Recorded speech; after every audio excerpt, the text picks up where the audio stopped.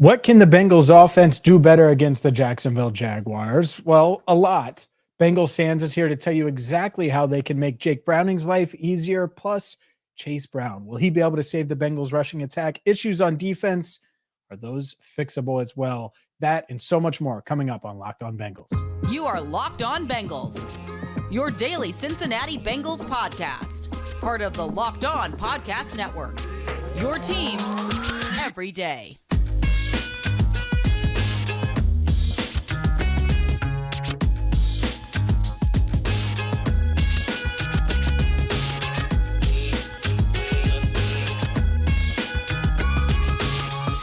Hi again, everyone, and welcome in to the Locked On Bengals podcast. I'm James Rapien along with Mike Santagata. No Jake Lisco today as his traveling continues. Thank you so much for making us your first listen here on the Locked On Podcast Network, your team every day. Today's show is brought to you by PrizePicks, the easiest and most exciting way to play daily fantasy sports. Go to prizepicks.com/LockedOnNFL and use code all lowercase LockedOnNFL for first deposit match up to $100. We have to dive into how this offense can get fixed. And let's start, Mike, with in Bengals Sands. Follow him on Twitter at Bengals_Sands, allbengals.com. It's always game day in Cincinnati.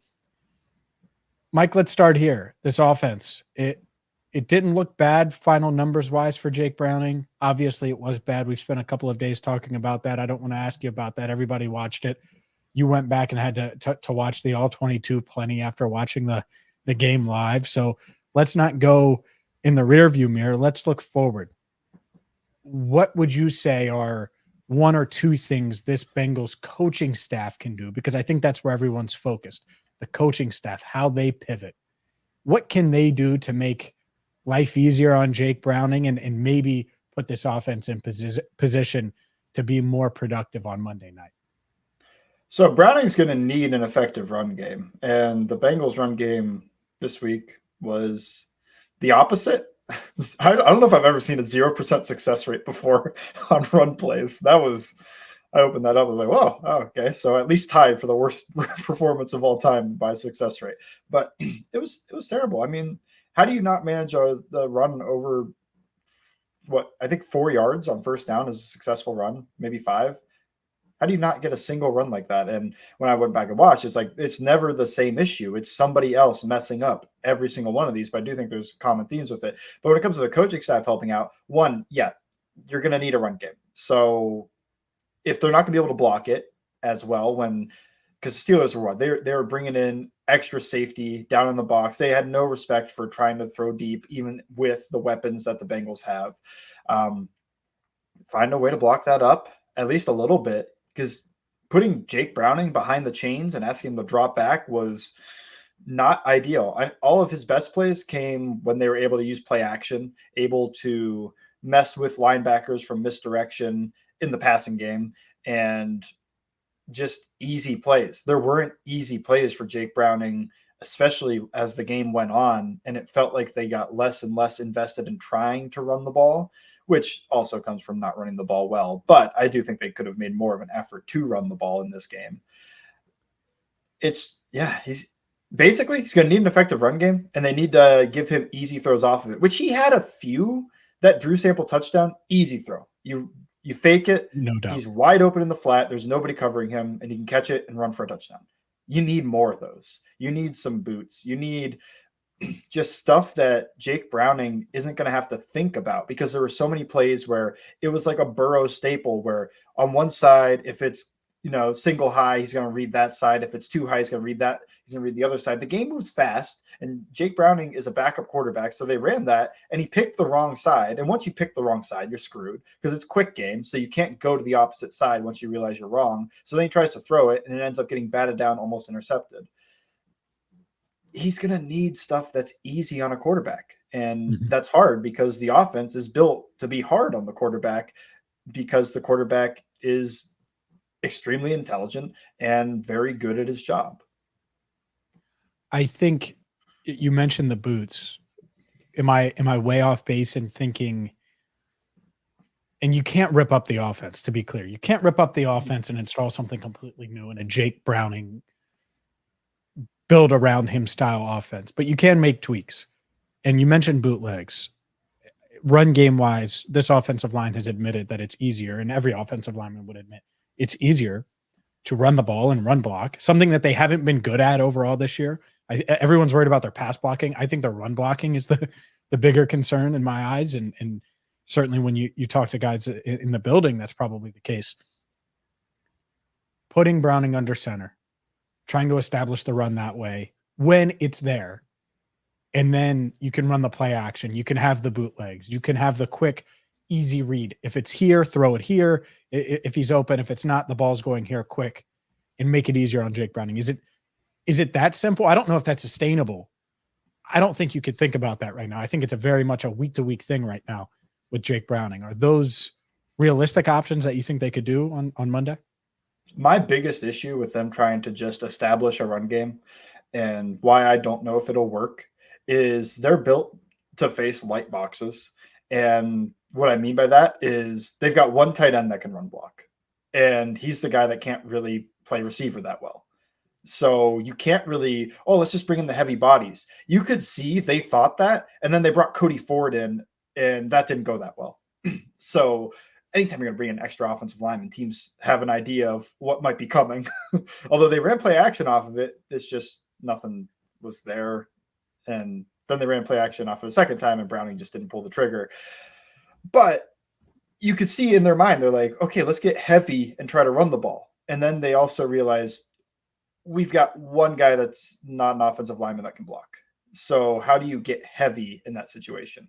You can still try to be spread. You can try to work some other way around this, but they're just going to need to find some way for it to work. I mean, when you're going in 11 personnel heavy, in some people think like, yeah, that might be good for running the ball, but it's good for running the ball when the other team respects your pass game and is going to try to protect against the deep ball, play too high, take a safety out of the run fit. When that safety's in the run fit, now they've got the numbers on you. And this happened a few times where the Bengals had the numbers at first, safety comes down, now you're screwed. Now I can't make that double team. I can't hang on it and really move that guy. I have to get off of there and block this guy. Or in the case of a couple other times, that safety came down late, tight end goes down, blocks the linebacker, but now there's still just a safety sitting in the hole. And well, they have an issue right now where the running back one-on-one with the safety hasn't gone the running back's way pretty much all year. No. And they know that firsthand. And that's where we'll go next. Can Chase Brown help in the run game? I do think he will get snaps on Monday. We'll see if that's true. I've called it a few times this year and it hasn't happened yet, but I do think he's going to get offensive snaps. So let's discuss Chase Brown a little bit and maybe a little bit more on Jake Browning on what you saw from him. Plus, we got to get to this defense because, well, I'm sick and tired of hearing about 400 plus yards, but let's be real. They gave up 400 plus yards. So all of that as we roll on here on Locked On Bengals. Today's show is brought to you by DoorDash. DoorDash is, well, exactly what you need in your life right now, especially if you're living in the Midwest, because in Cincinnati, it's like 22 degrees. It's awful. Hate it. Welcome to winter. I get it. I've dealt with it my entire life, as you have too, if you've grown up in the Midwest and live in the Midwest.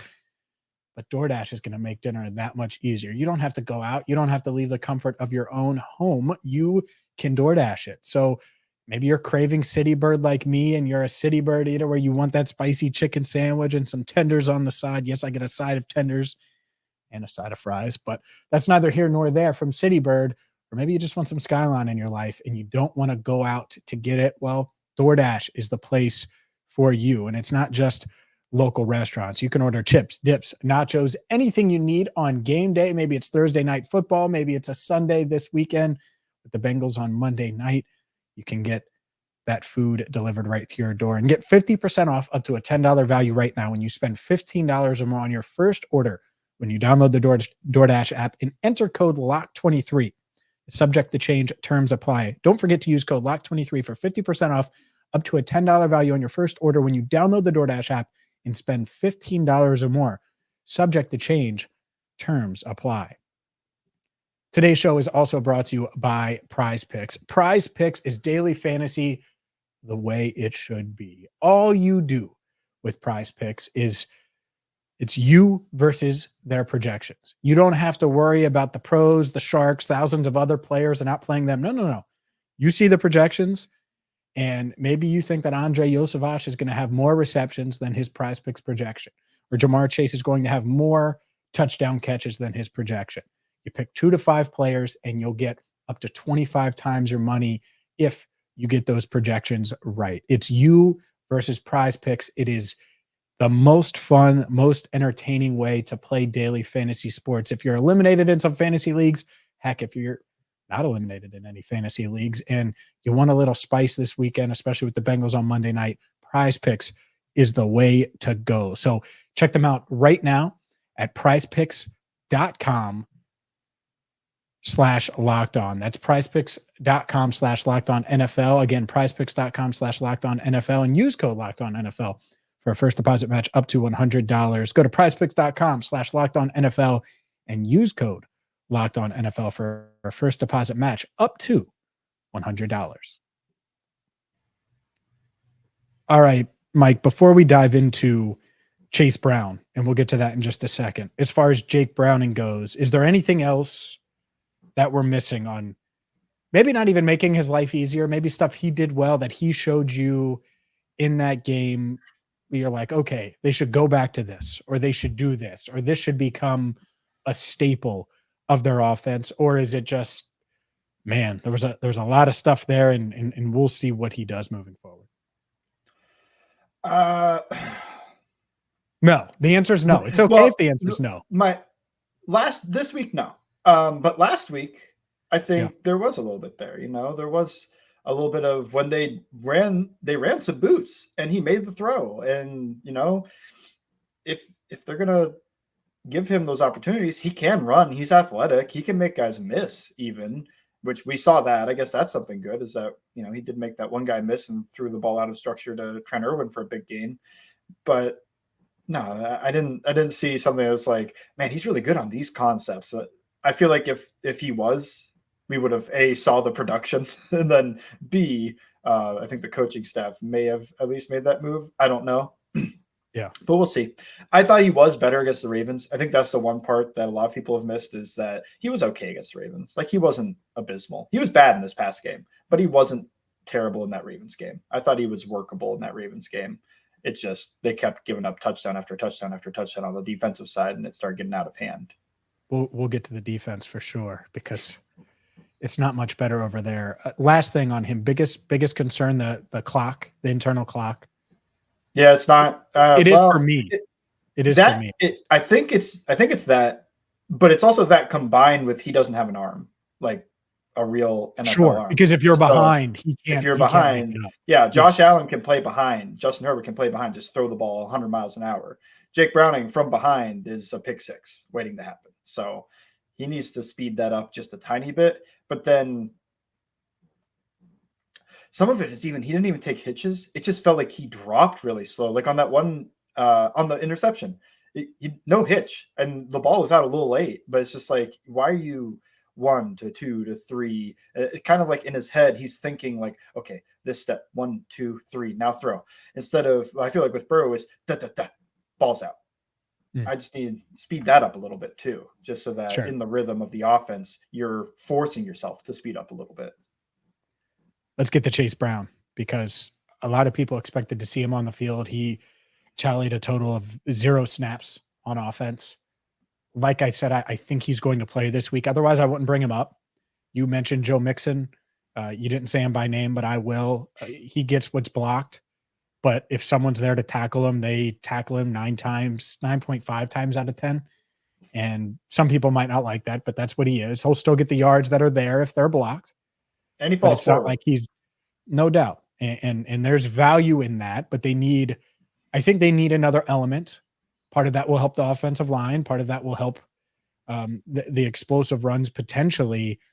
And the only guy that I have hope for, because we kind of know what the coaching staff thinks, for better or worse, about the other 2 running backs in Travion Williams, who I think will still pass protect some, along with Drew Sample, which we've seen, and Chris Evans, is Chase Brown.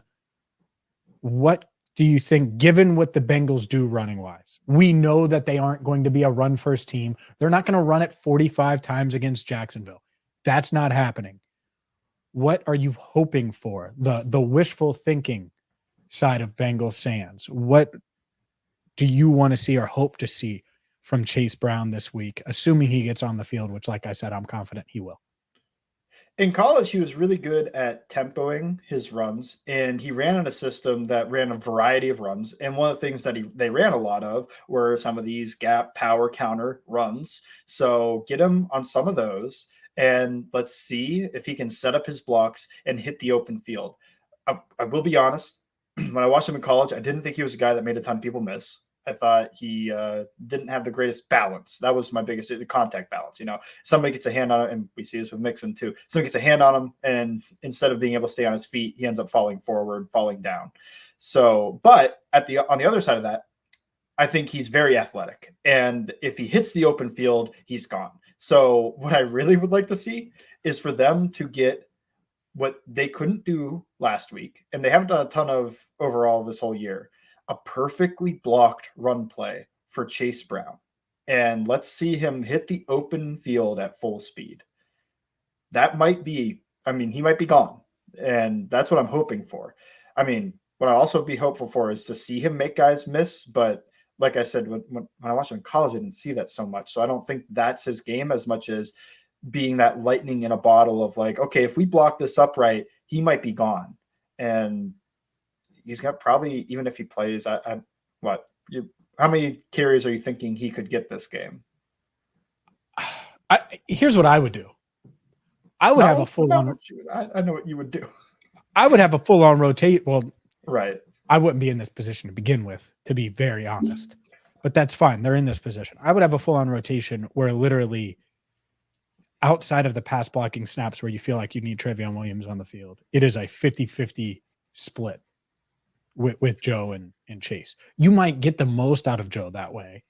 And you might have Chase. Chase may have 6 runs for 1 yard, but you're right. If he gets that one runway run for 45, that could be the difference. That could be that extra field goal you need, or the touchdown drive that Jake Browning wouldn't have been able to orchestrate otherwise. So that would be my mindset. So how many carries? I would have him 6 to 10. I would have him in that range every game going forward.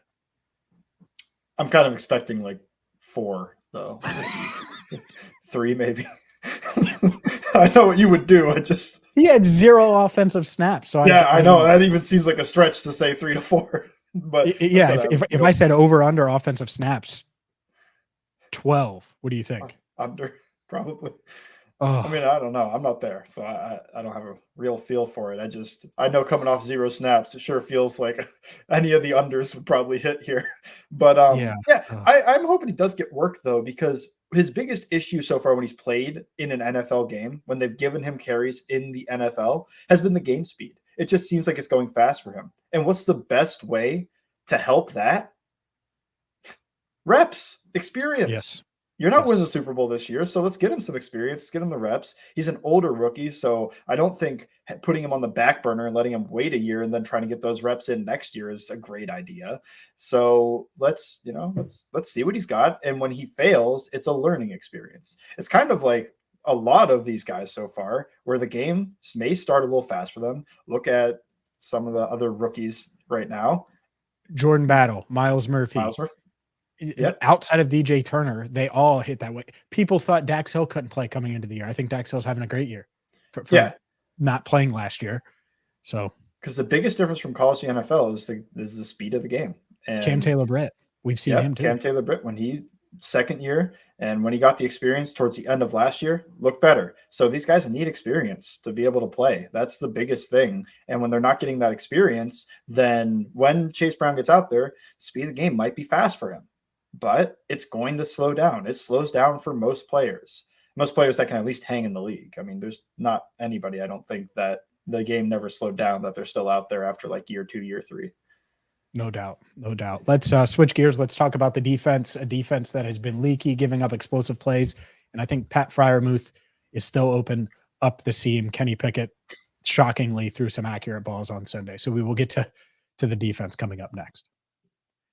Today's show is brought to you by LinkedIn Jobs. When you're hiring for your small business, you want to have as many top-tier candidates as possible to interview, and that's why you have to check out LinkedIn Jobs. LinkedIn Jobs has the tools to help you find the right professionals for your team. So whether you're looking for a running back, you're looking for an administrator, administrative assistant, whatever it is, LinkedIn Jobs can help you in your small business. It's not just another job board. Oh, no. LinkedIn has a vast network of more than 1 billion, with a B, professionals, which makes it the best place to hire. Hiring is easy when you have that many quality candidates. So easy that 86% of small businesses find a qualified candidate within 24 hours. Post your job for free, Free, free right now at linkedin.com/LockedOnNFL. That's linkedin.com/LockedOnNFL to post your job for free. Terms and conditions apply. One thing I talked about last week, Mike, was this defense and would they be capable of doing what was necessary for this team to win, despite not having Joe Burrow and not having the offense that we're used to seeing. And obviously T. Higgins, hopefully he's back this week, but that impacted the offense too. And the explosives, the tackling, those are two huge issues. I think the turnovers have helped mask some of that throughout the year. And then the other part is, outside of a couple games, they've given up huge plays, even in wins, and they've struggled to tackle. Obviously, that's still the issue. What are you seeing with the explosive plays? Because I think the tight end element of this, where it was Logan Wilson, I think Jermaine Pratt might have been involved in some of them, but they saw something in the middle of this defense. Maybe it was just the safeties. I know Nick Scott takes so much blame for this, but I think this is more than a Nick Scott problem. What are you seeing on these explosive plays, and why are so many teams, including an awful Steelers offense, able to hit on them? Yeah, well, Nick Scott wasn't on the field for the two big Freiermuth plays, so I didn't think so. It would be funny to try to blame him. It's still him. Nick Scott's gotten a lot of blame, and I don't think it's all on Nick, to be fair. That's all. Yeah, you know, one of the worst things about that benching was like, oh man, the scapegoat's gone. When something goes wrong, it can't just go, Scott. No. I mean, I thought he got a little bit unfair blame. He didn't play good, to be fair. But no, I'm not saying he was good. It's just, it was all like, man, any bad play, Nick it was Scott. Like, Nick, come on. Never should have signed him. Yeah. Go ahead. But yeah, I thought this was a bad game from Logan Wilson. And I don't think both of when I watched the All 22, I actually think one of those is on the safety, but then it's also one of those, like, I'm not sure how he's being coached. Like maybe in this against the Steelers, because, you know, maybe they're more worried about Deontay Johnson and George Pickens, one of them from the slot, than they are about Freiermuth going up the seam, and they think Logan Wilson can handle him. But you could arguably put both those big plays that Freiermuth had on Wilson. One, definitely, he was the middle of the field player in Tampa 2. The other one was a quarter half coverage, and he's running up the middle of the field, and nobody stays with it. Like, Wilson doesn't try to stick with him, and then the safeties are keyed in on the vertical route from the number one guy from the most outside. So the guy in the middle of the field is just running wide open. The other safety, he's on the other side of the field. He's not worried about it. If they were trying to poach it, it would make more sense to me that, okay, that safety, he's keyed in on number one. So maybe there was just a miscommunication there in the safety room too. Maybe the safeties thought, oh, I thought you were going to take that or whatever. Hard to tell with that one. But the other one, easy to tell, because it was just Logan Wilson opens up to his right. Freiermuth is coming on his left. He did not have the ability to flip his hips and run with Freiermuth up the middle of the field. Other than that, I mean, the other explosive plays were kind of, those happen. Well, the one is shock, which has killed this team, and it's a slot fade that keeps killing them.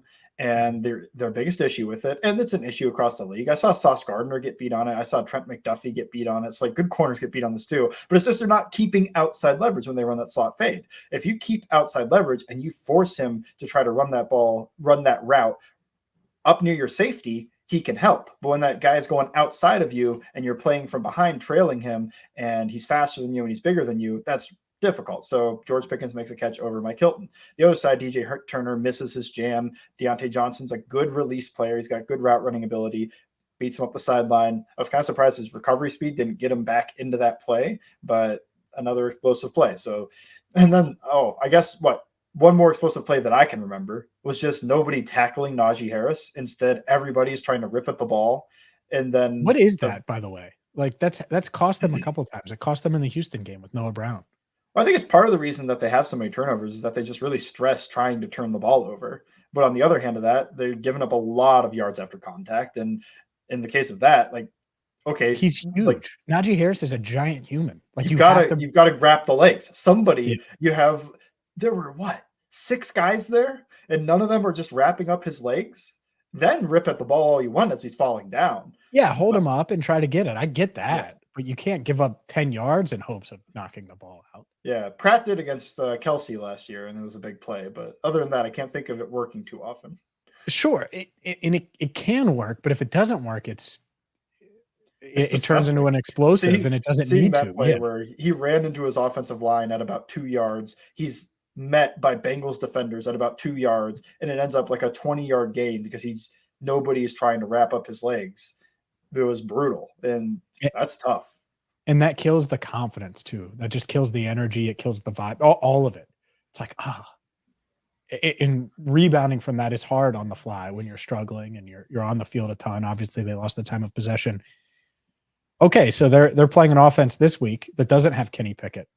If a guy in Trevor Lawrence, who's one of the most talented quarterbacks in the NFL, he's can throw off platform, can make all the throws. He's not Kenny Pickett, put it that way. Calvin Ridley, I think, is a weapon. Christian Kirk has been really dynamic for them this year. Evan Ingram over the middle, I think, is more of a dynamic pass catcher than Pat Freiermuth. Travis Etienne is probably more dynamic than either of the Pittsburgh running backs, and I'm just using Pittsburgh because it's the most recent opponent. It's a really talented Jags offense. You're going on the road. I think that the expectation in recent years would be, they'll be able to go toe-to-toe, especially if Cam Taylor-Britt comes back, and I think he's tracking toe-to-toe with this Jags offense and slow him down. I don't know. I think they're going to give up potentially a ton of explosive plays. I'm concerned about that and concerned about this matchup for the Bengals. I've got concern about the play I talked about, that slot fade in this situation, because what would I do if I'm Jacksonville? At some point, I'm dialing up Christian Kirk on a slot fade. I mean, he plays from the slot a lot. He's a very good slot receiver. Let's throw that. Let's get into that. Get somebody on. It's been everybody too, by the way. It's not. I said Mike Hilton because he was the one that gave it up. But this entire year, you could look at that's the play that Nelson Aguilar beat Chidobe Awuzie on. Cam Taylor-Britt, I believe, was on the receiving end of one of those, and DJ Turner. I think so. The one time that they stopped it, I believe, was DJ Turner, and he stayed outside. And then you had to try to fit the ball. That's the thing, fit that ball in a window between Dax Hill and DJ Turner. The closing speed of those two guys, that ball's got to be perfect. And maybe Trevor Lawrence can make that play. But yeah, I think there's a lot of worry. One thing is, so I think Dax Hill has been solid this year, but he has not been the tight end stopper that they were hoping. And some of that is that they don't play a ton of man coverage in the first place. So a lot of this happens against zone, but it happens against man too. I remember Dalton Schultz beating him a few times, and he also got the better of Dalton Schultz once. Evan Ingram isn't super big, 6'3", 240. Pat Freiermuth, 6'5", 260. Yeah. So big. That's Walker. Yeah. There's a bigger mismatch there in terms of what Freiermuth is able to do size-wise. So maybe you could try to get Dax Hill matched up on Ingram more, and that can slow down the tight end because they've been terrible at it this year. That's been one of their biggest issues, and it's always been an issue for them. When they had Trey Flowers, it felt like that was somewhat of an answer. Not always. It was an answer in the AFC Championship game, but not always. I mean, it's not like every time they threw him out there, it's like George Kittle can't get open against Trey Flowers. It was one game, and there was a big game plan on it. So I'm thinking maybe this is the Dax Hill matchup where he can actually match up this guy. If he can't, Jordan Battle, I think a little bit thicker, a little stronger. Maybe you try to use him in that role. I would try to something, because if Evan Ingram's going to be wide open, I mean, you're going to have a lot of issues, because Calvin Ridley, he's probably going to get open, inconsistent on whether he comes down with it or has a big game, but kind of like Deontay, where he's very good at getting open, and he's fast, athletic. Christian Kirk, good slot receiver. They've got a good play caller, and I guess Press Taylor calls the plays, but I think Doug Peterson with the offense. And then Trevor Lawrence, a good quarterback. And then if you're going to miss tackles against Travis Etienne, those are house calls. Those are no longer 15 yards and we'll grab him from behind. He's like a 4.3 athlete. I don't know. It's going to be a long run that you're going to try to catch up to him on. Yeah, no doubt. Yeah, he's not Najee, where the explosives are far and few between. It's the opposite with him. And that's not to say that they can't win the game. I'm not trying to be negative, ladies and gentlemen. I just think that if you're giving up explosives to a Steelers offense that had the new coordinator by committee and Kenny Pickett, now you got to go on the road. They have to sew up some things fast. I agree with you. I think Dax Hill, that would be an area I would like to see him, especially this week. Logan Wilson's a little nicked up. You're not going to want to rely on the linebackers anyways, even if he can play. I would say, all right, well, we don't need you covering Evan Ingram one-on-one. So we'll see if the Bengals can get it done. We'll have you covered over the next couple of days. Game preview isn't until Sunday with a Monday night game, which means we still have a crossover this week. Jake will join me on our Thursday show, a Friday episode when you listen to that. But make sure you check out Mike at Bengals_Sands. He's going to have plenty on allbengals.com, a film breakdown like he does each and every week. It's always game day in Cincinnati as well. And for Mike Santagata and Jake Lisco, I'm James Rapien. Thank you so much for listening to the Locked On Bengals podcast.